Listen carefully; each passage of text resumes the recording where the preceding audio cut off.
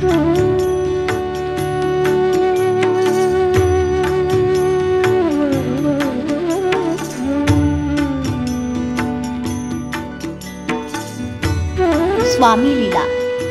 श्री स्वामी समर्थ. एकदा स्वामी आनंदात असताना एका झाडाखाली बसले होते. तिथे बऱ्याच जणांची गर्दी जमली होती.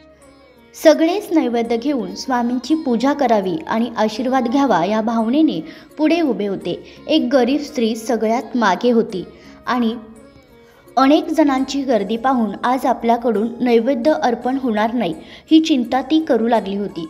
काही तास उभी राहून शेवटी कंटाळून एका झाडाखाली जाऊन बसली आणि महाराजांना विनवणी करू लागली.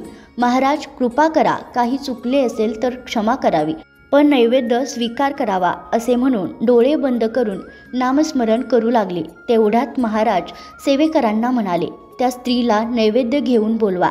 तिच्याकडे कसे लक्ष नाही जाणार, लवकर बोलवा, आज आम्ही तेच नैवेद्य घेऊ असे म्हणून सेवेकरी त्या स्त्रीला घेऊन आले.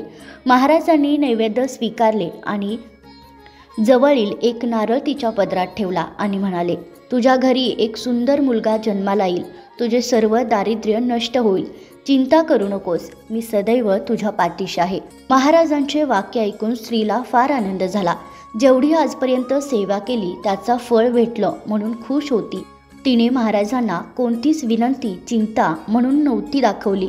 महाराजांनी आपल्या मनातला सगळं काही ओळखून आनंदात घरी येऊन आपल्या पतीला सांगू लागली. दोघे मिळून अधिक सेवा करू लागले.